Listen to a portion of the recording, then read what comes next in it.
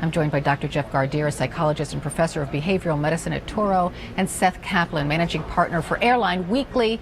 Welcome to both of you. Seth, I know you...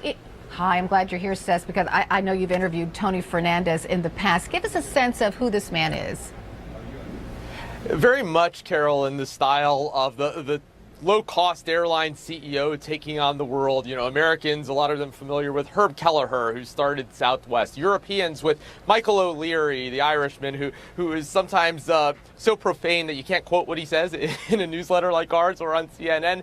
And Tony Fernandes, very much in that vein.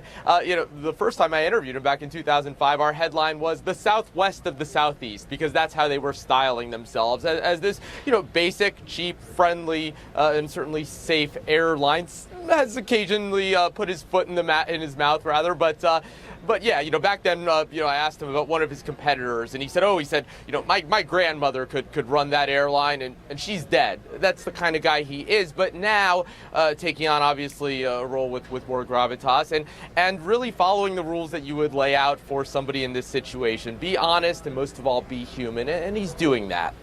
How does his airline differ as far as safety goes from other airlines in that part of the world?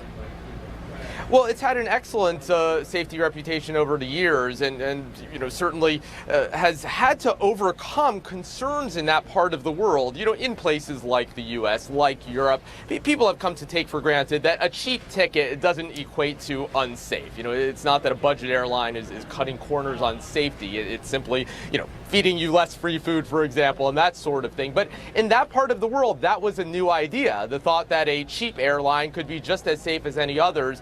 And when you ask people, actually, in various parts of the world, you know, what do you look for in an airline? I mean, Americans won't even mention safety anymore. Not that they don't want a safe airline, but it's just that they take it for granted. In Southeast Asia, people will still rank that as one of their priorities. And AirAsia has generally had a reputation as a safe airline. This obviously now a big blemish on that reputation. Right.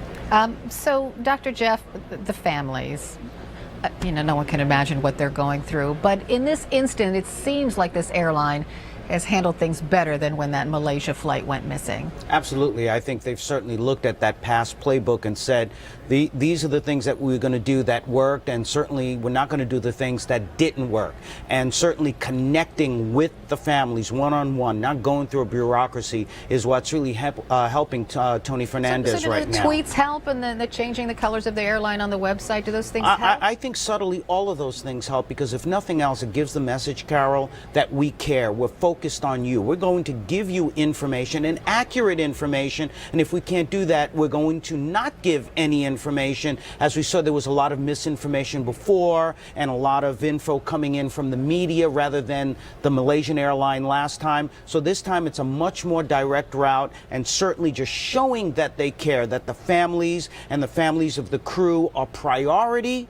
They're doing right now all of the right things. And certainly authorities have said that the plane has probably crashed into the sea. That's so right. They're not prolonging the agony, so to speak, although I'm sure the families still have hope. Well, the families are praying. We have some very religious families there, and I'm sure most of those people are very, very spiritual. But if nothing else, what we're hearing is that they're trying to hold on against hope, but they are preparing for the worst, and that's all that you can do. And I don't think their agony is going to be prolonged as much as we saw with the previous Malaysian flight. Well, I do know that the airlines have asked families for DNA and for pictures of their loved one, close-up pictures, so that they can better identify these passengers when they find them. Which is a wonderful thing, because we know that this is important for them to be able to do this as quickly as possible. But more than anything else, they're keeping them busy. They're addressing their issues. They're making sure that they're getting crisis counseling right away. And so all of those things help them, along with this grieving process and being in shock. They're communicating, and that's the most important thing. It's a form of debriefing.